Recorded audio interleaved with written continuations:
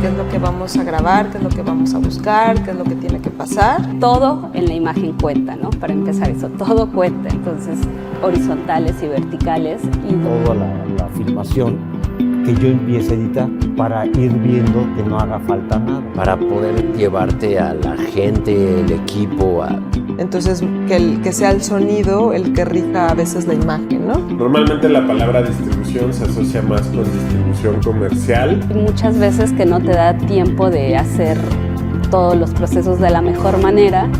Soy Rodrigo Calderón. Soy Roberto Volado Muñoz. Mi nombre es Miriam Ortiz Guzmán. Soy Mariana Rivera. Mi nombre es Hugo Chávez Carvajal.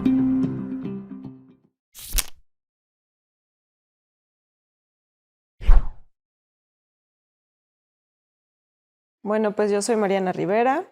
Yo soy principalmente antropóloga. No estoy formada escolarizadamente como en cine, pero bueno, hice una especialidad en antropología visual o audiovisual y realmente pues mi camino, mi formación ha estado mucho en el quehacer, ¿no? En la práctica. Obviamente ha sido muy enriquecedor tener una formación antropológica. Yo siempre que me presento, además de decir que soy antropóloga, soy tejedora. Y bueno, he tenido oportunidad los últimos pues, casi 10 años de mi vida de trabajar desde la cuestión antropológica, conocer los procesos textiles de memoria, identidad, pues en distintos colectivos de México y sobre todo tengo mucho trabajo con mujeres. También cómo el tejido ha sido una herramienta y una forma de escritura, ¿no? Una forma también de hacer denuncia, de hablar de problemáticas sociales, ¿no? Que es un lenguaje que ha estado muy interiorizado en las mujeres, pero que habla de lo político, ¿no?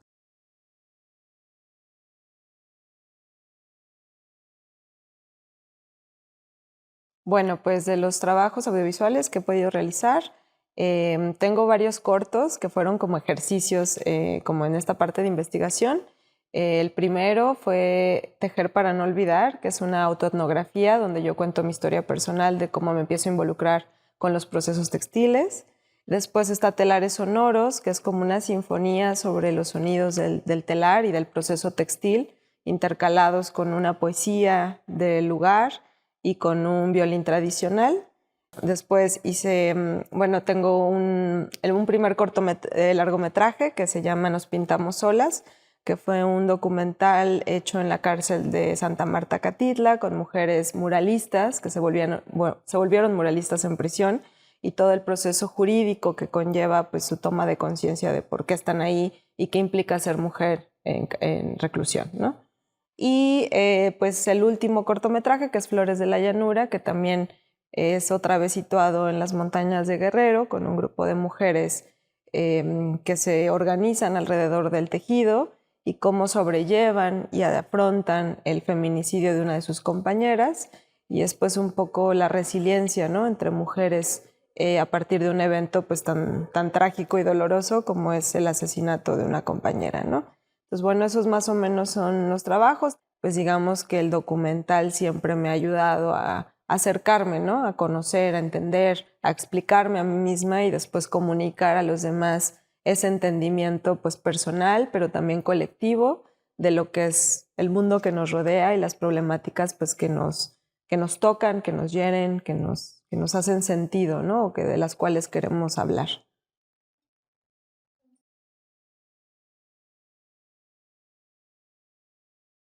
Bueno, pues la dirección creo que es un término que puede resultar incluso polémico, ¿no? Sobre todo nos habla de roles específicos que son jerárquicos, ¿no? Que es como el director es quien lleva, digamos, no solo la batuta, sino quien también como que lidera, ¿no?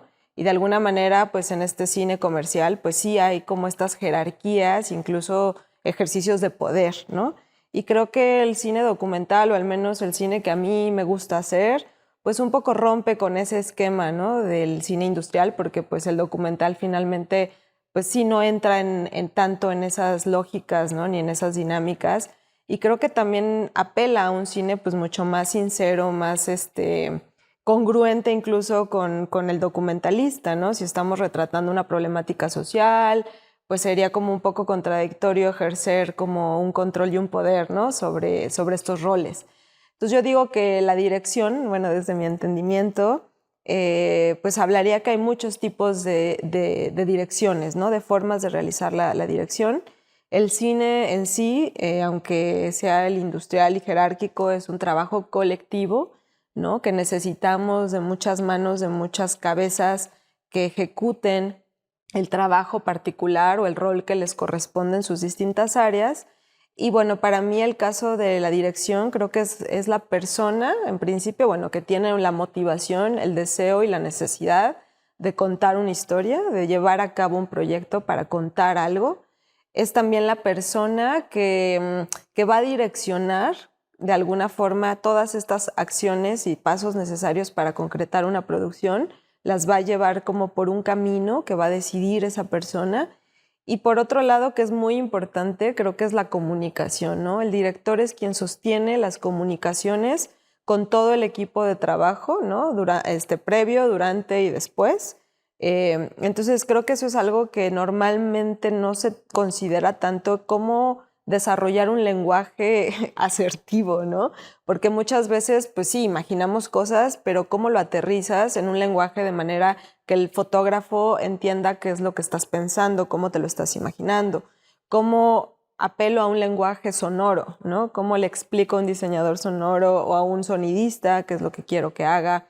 Entonces yo creo que el director pues es eso, ¿no? Quien tiene esa poder de comunicación, ¿no? De generar también un ambiente de trabajo donde todas las personas que se involucran en esa producción están en diálogo. Creo que también algo muy importante es que desde el principio de un proyecto se pueda integrar a todos estos elementos del equipo a que conozcan y desarrollen la propuesta, ¿no? Porque sí es mucho más enriquecedor, por ejemplo, que el editor esté desde el primer proceso, aunque no esté todavía ni siquiera rodada la película, pero ya el editor incluso puede decir, bueno, te apoya diciéndote, bueno, vas a necesitar estos elementos, hacer una lista de las cosas que quizá el editor ya puede irte tirando, ¿no? Línea de, mira, más o menos, si te gustaría esto, vas a necesitar estos planos o vamos a necesitar estas secuencias, estas acciones. Entonces, si tú involucras a tu equipo desde un principio y se va cocinando, ¿no? De alguna manera una propuesta conjunta, y creo que el director pues tiene ese trabajo, ¿no? De cómo quiere que fluya su producción. Y bueno, eso sería como pues a muy grandes rasgos general. Y ya en cada una de las fases de la película pues ya tiene como roles particulares, ¿no? O trabajos particulares, ¿no?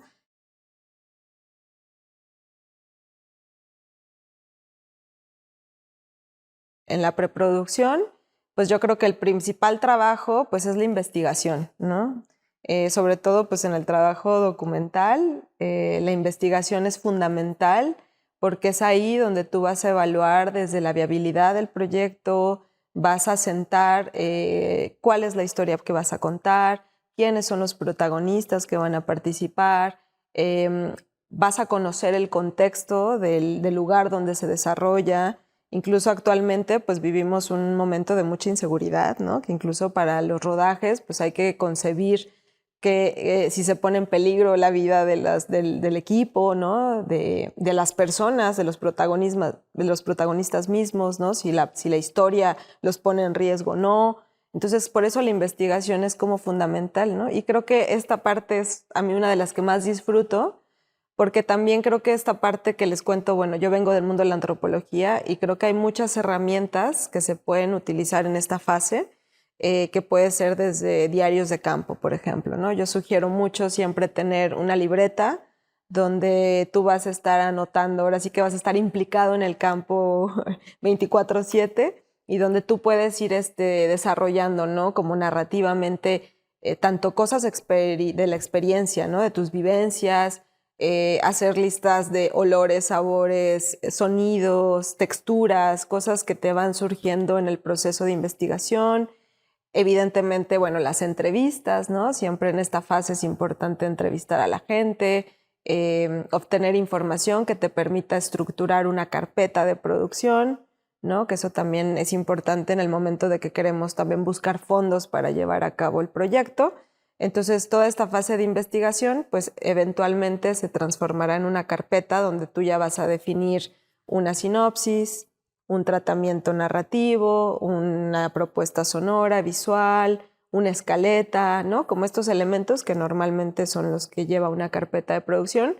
Hay otra técnica que es la fotolicitación, ¿no? Que es entrevistar con fotografías o con material de archivo. Es decir, es la parte como más artesanal donde uno puede explorar con qué herramientas puedo apoyar o hacer que los personajes o la historia se enriquezca, ¿no? Con esta posibilidad de generar emotividad. Finalmente el cine es establecer una relación social, ¿no? Y el cine es la posibilidad de generar estos vínculos de afecto, de complicidad, en donde tiene que haber pues también un acuerdo mutuo. Ya el hecho de consensuar en la historia con personas de la vida real, que es lo que se quiere contar, pues es algo como éticamente correcto, lo cual es lo mejor y lo deseable.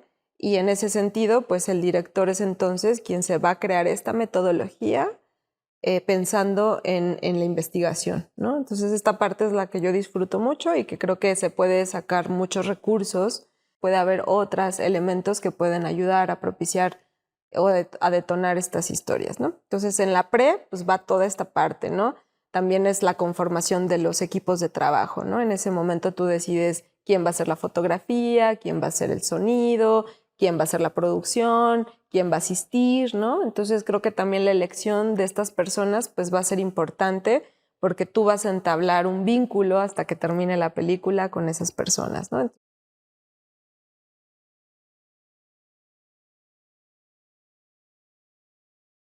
Estos son los elementos que normalmente en una convocatoria te piden, ¿no? Que tengas claro. Por ejemplo, una sinopsis sería como pensar una síntesis narrativa de la historia, ¿no? Es decir, en 5 líneas, contar qué va a pasar en la película, ¿no? Normalmente, pues, hay un personaje, hay una acción, ¿no?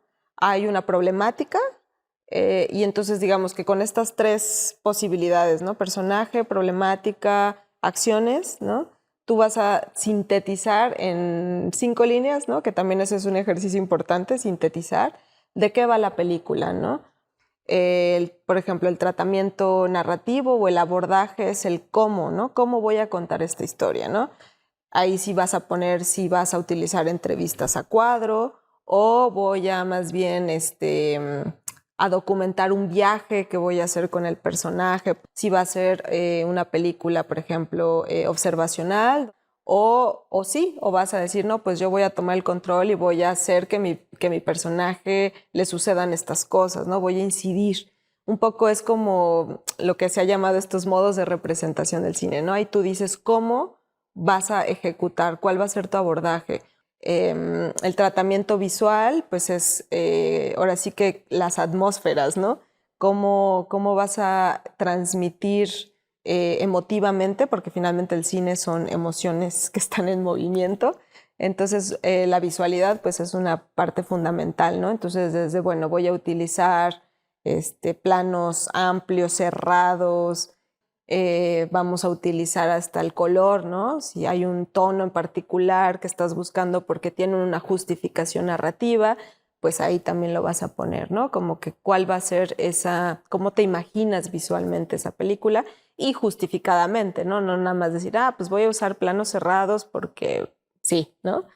Y lo mismo con el sonido, ¿no? Bueno, voy a utilizar elementos del contexto sonoro, quizá, no sé, pasan los trenes mucho por ese lugar y tiene un elemento narrativo el paso del tren, pues a lo mejor voy a jugar con el espacio del tren que pasa por atrás, por adelante, por abajo, ¿no? Como que espacializar el sonido, darle un contexto y lo mismo un argumento, por qué decido esos elementos que van a ser importantes para sostener mi historia, ¿no? Y luego viene una escaleta o un guión, ¿no? Normalmente, pues en el documental, pues puedes imaginar un guión que normalmente ya en el rodaje siempre va a cambiar, pero es un ejercicio de imaginación importante porque pues ahí tú ahora sí que es el espacio del sueño, ¿no? De cómo sería mi película de manera ideal, ¿no? ¿Qué pasaría primero? ¿Con qué imagen voy a arrancar? ¿Cómo voy a introducir a mi personaje? ¿Quién va a ser el primero que va a aparecer? ¿Qué es lo que me va a decir? o directamente voy a entrar a ver su trabajo, su oficio, ¿no? O sea, ahí vamos jugando un poco con cómo se va a ir contando esta historia. O la otra es hacer una escaleta, que es normalmente en el documental donde lo que más se utiliza, que no es un guión así específico y concreto, sino más bien es como un capitulaje de un libro, ¿no? Vamos tirando como estas ideas de qué es lo que nos imaginamos y esa escaleta después se va a convertir durante el rodaje pues en un plan de rodaje, ¿no? Para que esto suceda, ¿qué necesito que pase para que esto suceda, ¿no? Entonces, bueno, más o menos eso es lo que vendría a ser una carpeta de producción o las cosas que habría que contemplar para esta carpeta que nos va a ayudar allá cuando sea el momento del rodaje, pues a aterrizarlas, ¿no? A hacerlas realidad, ¿no?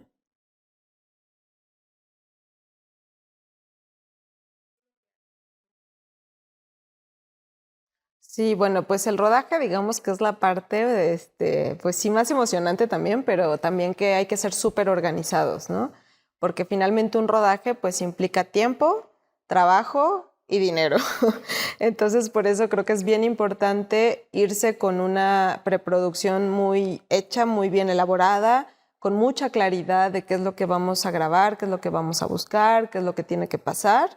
Entonces, bueno, pues creo que lo principal sería llegar con este plan muy armado, con un diálogo ya muy establecido con el productor, ¿no? Que es quien se va a encargar de ayudarte a ejecutar todas estas acciones, y también con el equipo de trabajo, ¿no? Ya todos saben que, bueno, nos vamos a ir de rodaje 10 días y que en estos 10 días estas son las metas, esto es lo que tenemos que lograr y cómo lo vamos a lograr. Entonces, el director, pues como les decía, lo que va a hacer en esta etapa es ya una vez que hizo su escaleta, ¿no? Va a traducir esta escaleta en lo que les decía, ¿no? Como en un plan de rodaje. Entonces también en una propuesta como de organización, decir, bueno, no sé, pienso una fábrica, ¿no? Qué sé yo. Sabemos que los días lunes van a suceder estas acciones y además el lunes sucede esta cosa, ¿no? Entonces, si ya investigaste muy bien en tu pues tú ya sabes que el lunes sí o sí vas a tener que grabar eso que acontece ese día, ¿no? Y creo que lo más importante ya en el rodaje, el director es quien va a establecer esa comunicación entre el equipo de trabajo y lo que está sucediendo en la realidad, ¿no? Y los protagonistas, ¿no? Creo que la persona que está como dirigiendo es quien también tiene como este papel incluso emocional, ¿no? De lograr que las cosas fluyan, sucedan y sucedan de una manera pues sincera, ¿no? Honesta, transparente, ética, ¿no? Que todo lo que esté pasando responda al espíritu de por qué estás haciendo esa película, ¿no? Entonces creo que el director lo que está todo el tiempo pendiente es, con su plan de rodaje, es ir viendo que efectivamente todo lo que se tenía contemplado suceda, ¿no? Pero también siempre mediando, sobre todo en el documental, que estamos tratando con la realidad, que no es una ficción, ¿no? Que no es algo que estás tú montando y que tienes tú el control de la situación. Estás lidiando con una realidad que es cambiante, es volátil, que todo te puede suceder en ese momento, que a lo mejor lo que pensaste en ese momento cambia y que tú como director tienes que estar sumamente sensible y como abierto y muy enfocado en que si eso sucede, ¿cómo lo vas a resolver, ¿no? Lo mismo, ¿no? ¿Dónde se coloca? ¿Qué es lo que tú le vas a dar indicaciones de que quieres, hacia dónde va a direccionar su micrófono, ¿no? ¿Qué es lo importante? ¿Qué va a suceder en esa escena de secuencia que quieres que se quede bien documentada, ¿no? Entonces tú vas a estar dialogando con tu equipo, pero también vas a estar dialogando con los protagonistas de esa película o con la realidad y la situación, ¿no? Entonces el rodaje es básicamente esa negociación y comunicación con cómo se dan las cosas, ¿no? Y también si algo no sucede, si algo cambia, pues también tener esa como prendidez o esa sensibilidad de direccionar, decir, bueno, si no va por aquí, lo vamos a modificar para acá, ¿no? Y tú decides y dices, bueno, ahora sigue esto, sigue lo otro, me funciona, no me funciona. Tú dices, bueno, ¿cuántas veces se va a repetir esta secuencia? ¿Salió bien, salió mal? ¿No? Digamos que hasta que te sientas convencido, te sientas seguro de que lo que está sucediendo es lo que tú quieres que quede registrado, ¿no? Entonces, un poco es eso. Bueno, es recomendable, sí, que siempre después de cada día de rodaje, pues se hace pues se baja el material, se hace un backup, ¿no? Un respaldo de ese material. Y a mí lo que me gusta hacer siempre es reviso, ¿no? Veo las imágenes, escucho el sonido, veo si me gusta, si no me gustó, porque cada día pues vas a mejorar, ¿no? A lo mejor el primer día puede que resulte o salga atropellado algo, que es el primer día, ¿no? Que apenas estás así como aclimatándote al trabajo en equipo. Entonces sí es recomendable que veas ese material, que veas si te gusta y que lo vean en equipo, ¿no? Y le digas al fotógrafo, oye, mira, ¿qué te parece si la próxima vez lo hacemos de esta forma, ¿no? Igual creo que esa comunicación también como director, directora es importante, ¿no? Al final de cada día de rodaje, pues hablar y decir, bueno, cómo se sintieron.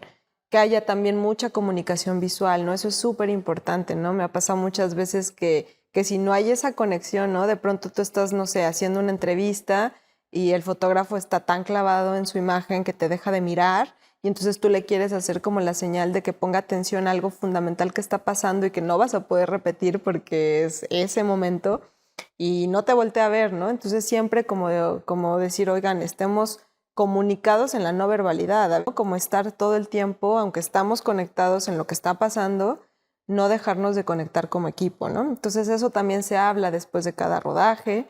Es recomendable, te digo, mirar todo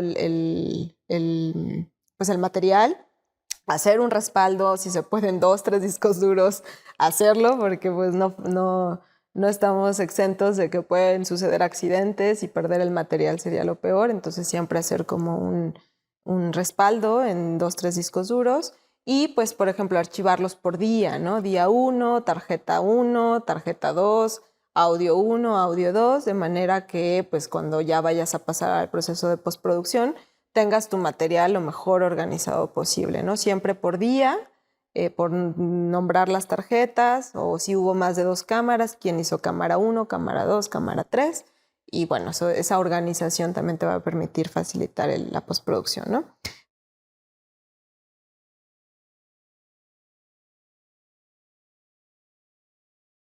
Pues la postproducción se puede considerar desde el momento en el que empieza, por ejemplo, la edición, ¿no?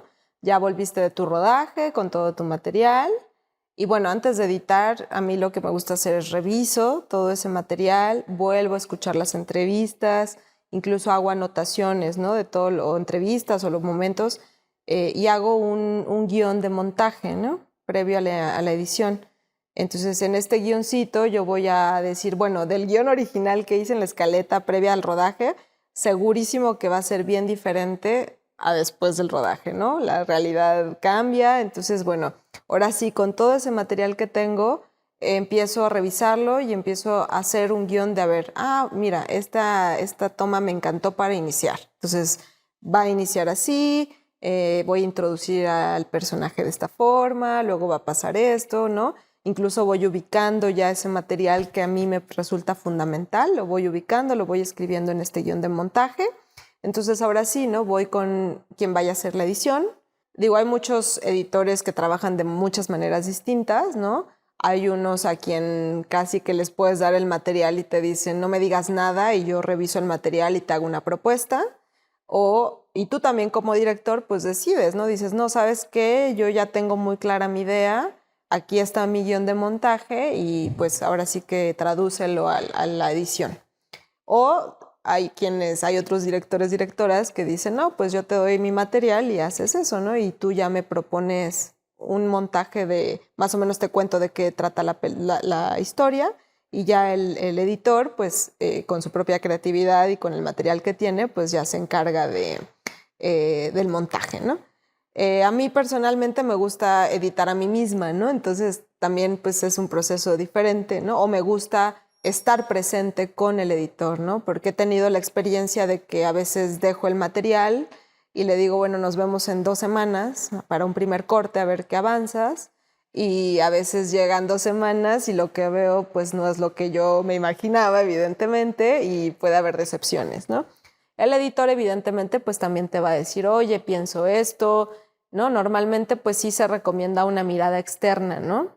Que te da esa frescura, que tú como director o directora pues ya estás ahí tan inmiscuido que a veces te enamoras de una secuencia, de un personaje, de un momento que a lo mejor no le hace tanto bien ya en la edición a la película. Entonces un editor pues es quien con una mirada un poco más alejada o fresca te va a decir qué funciona para tu película, qué puede resultar narrativamente mejor.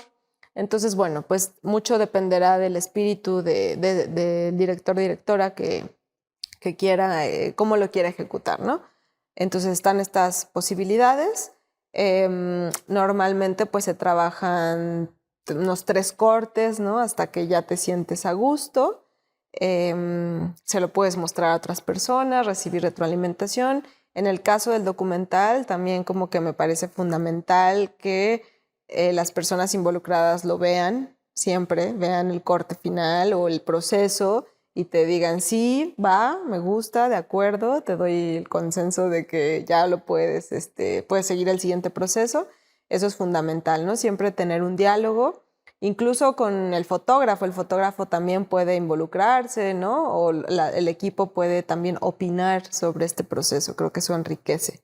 En el cine normalmente se privilegia la imagen, ¿no? Normalmente el proceso de la edición siempre es la imagen y luego el sonido, ¿no? El sonido ya como que se supedita a la imagen, ¿no? Yo realmente a mí me gusta trabajar al revés, ¿no? Muchas veces para mí el sonido premia sobre la edición, ¿no? Como que igual la manera en la que he trabajado con la persona con quien hago sonido o diseño sonoro es que normalmente las partes que a mí me gusta ampliar para el sonido, parto del sonido para después editar la imagen, ¿no? Que también es una propuesta distinta a cómo se maneja en el cine tradicional. Entonces, que sea el sonido el que rija a veces la imagen, ¿no? Entonces, siempre hay un pimponeo. Aunque tengo un corte de edición de imagen, siempre voy con el diseñador sonoro y le digo, ¿qué propones? Ya con mi corte, ¿no? ¿Sabes qué? Abre aquí tu edición porque aquí quiero meter un pasaje rítmico, musical. Entonces a veces el sonido mismo te hace que vuelvas a la edición y abras el espacio o des el ritmo a las imágenes, el tiempo a las imágenes que el sonido necesita para respirar, para que tu historia respire o tenga descansos o lleve a un clímax, ¿no? Entonces, una vez que ya se tiene la edición, que te digo, bueno, en este caso, darle su espacio también al sonido, no solamente a la imagen, entonces ya normalmente lo que se hace es que se va, como al mismo tiempo, si son personas distintas, se va a diseño sonoro y se puede ir al mismo tiempo a la corrección de color. Entonces, bueno, ya en ese momento el diseñador sonoro, ya con ese respiro que tiene la película, pues lo que va a hacer es pues hacer que todo embone, ¿no? Digamos que va a limpiar diálogos, dar transiciones, meter folies o cosas que ayuden a apoyar el relato. Incluso ahí también, pues si hay música, si se va a grabar música especial para la película. Y bueno, y la corrección de color, pues también básicamente sería desde nivelar que toda la película esté en los tonos que el director quiere, si se le va a dar algún tratamiento a las imágenes, si se tiene que limpiar alguna cosa, algún efecto, ¿no? Como todo esto, enchular la imagen, ¿no? Ahora sí que resaltarlo y que vaya a tono con lo que el espíritu de la película. Y ya después se conforman, ¿no? Estos dos, ya cuando se tiene la corrección de color, el diseño sonoro y la música, pues ya digamos que se unen en el mismo proyecto. Si hay que hacer algún tipo de subtitulaje, traducción o gráficos, también este es el momento en el que se incluyen. Pues normalmente hay también un diseñador gráfico, si va a haber un póster de la película, una postal. También este es el momento en el que se trabaja con el diseñador, ¿no? En esta parte gráfica. En el sonido, pues también se tiene que hacer una mezcla, ¿no? Normalmente se hace una mezcla estéreo, que es la más recomendable porque normalmente la película pues se va a ver en un dispositivo de teléfono, en una computadora. Entonces, bueno, la mezcla estéreo creo que es la más importante porque es donde más se va a ver. O, y en el caso del cine, pues que es la mezcla 5.1, ¿no? Que es que eso ya es para una sala de cine. Ni siquiera todas las salas de cine tienen este sistema. Por lo tanto, es casi que un requisito para ciertos estímulos que tienes que hacer para entrar a ciertos festivales o cosas así. Es una certificación, ¿no? Pero realmente pues yo lo que recomiendo es que se enfoquen en la mezcla estéreo, incluso en una mono, que es así que garantizas que se va a escuchar en cualquier dispositivo y no vas a perder la mitad de tu sonido. Y bueno, si les digo, si hay que traducir, pues se hace una traducción al inglés, a cualquier idioma, o incluso en español. Si a veces pues por alguna razón los diálogos no se entienden, pues también recomiendo que se haga. Y bueno, pues ya después de esto pues se hace como los deliveries, que ya es como la conformación de todos los archivos, incluso en el tiempo en el que esté la corrección de color y el diseño sonoros. Ustedes podrían estar trabajando en un tráiler, que eso va a ayudar a promocionar su película.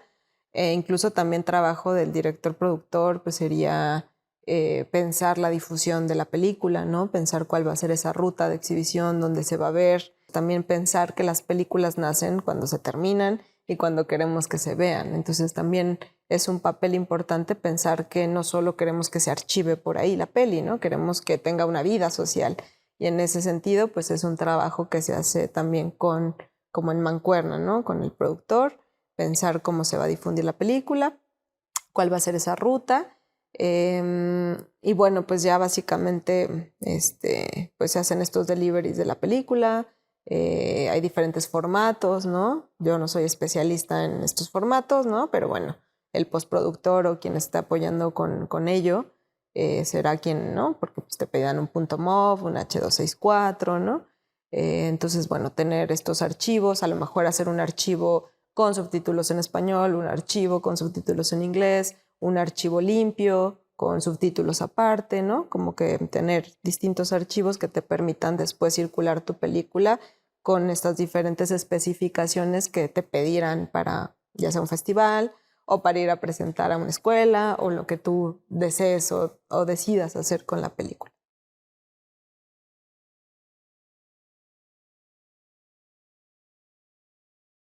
Bueno, pues lo primero creo que yo les diría que justo, ¿no? Que qué bueno que, o sea, que no se limiten por las cuestiones técnicas, ¿no?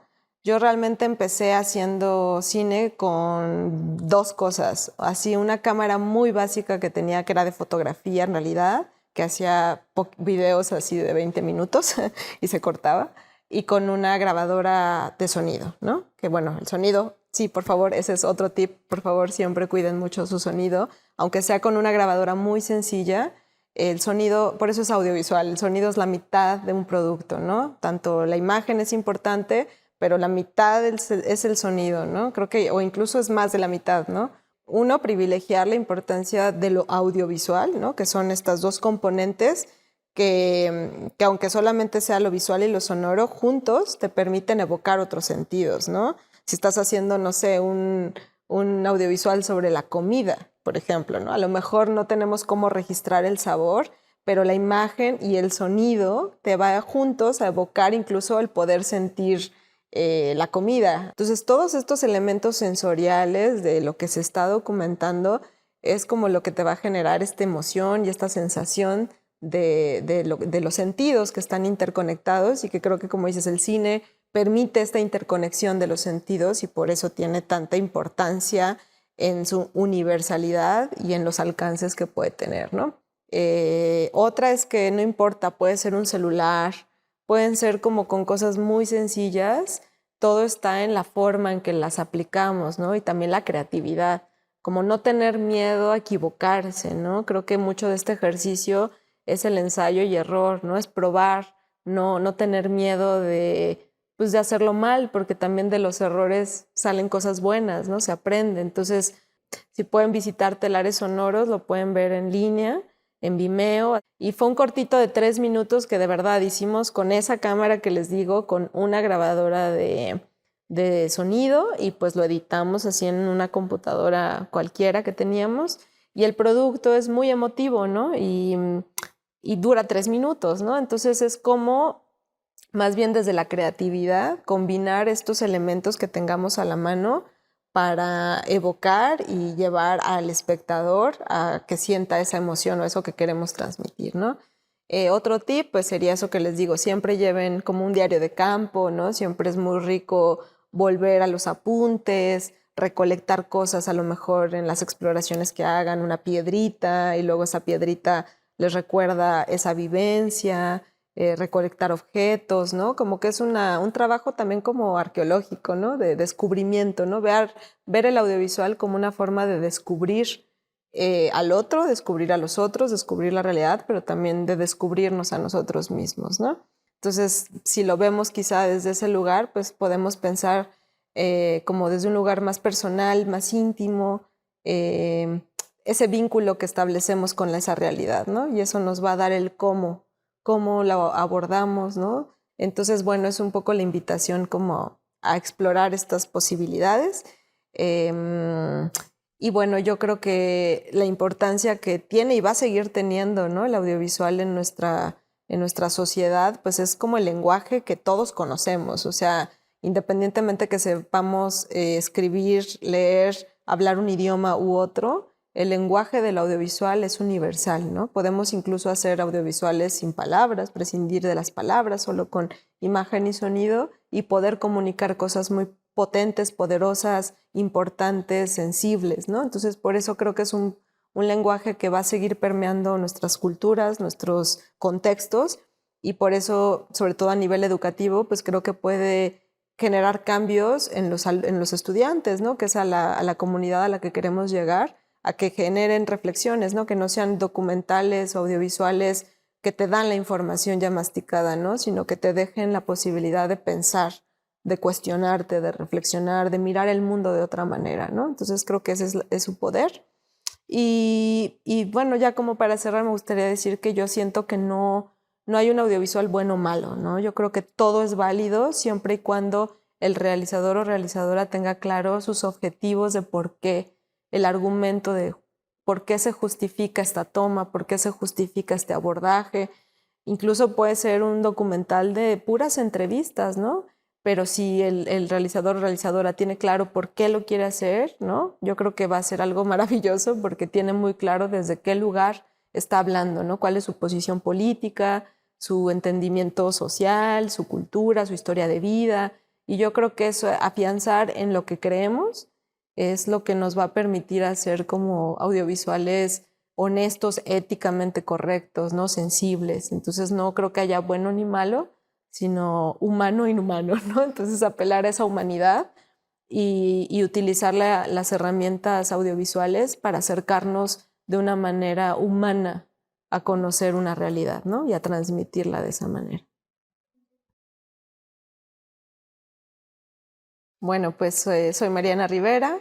Espero que pues, esta charla haya sido de su interés, que haya dejado y sembrado algunas dudas sobre todo, porque nada está dado por sentado. Yo creo que lo interesante de estos procesos es también constantemente seguirnos haciendo preguntas sobre cómo podemos encontrar nuevas formas de contar historias con los mismos recursos, pero creo que cada persona tiene una visión del mundo bien particular y esa es la riqueza, ¿no? Yo creo que el audiovisual no se agota y cada persona va a tener un aporte, ¿no? Que hacer a este quehacer. Entonces, bueno, pues espero que sea el inicio, el comienzo y la continuidad de procesos en torno a la educación que pueda sembrar pues estos cuestionamientos a las futuras generaciones y bueno, pues invitar a que más bien lo que se haga, pues se haga desde la entraña, desde el corazón y como con una visión, pues yo creo que de la importancia pues social, ¿no? Y cultural que puede tener el audiovisual para nuestra sociedad en la actualidad.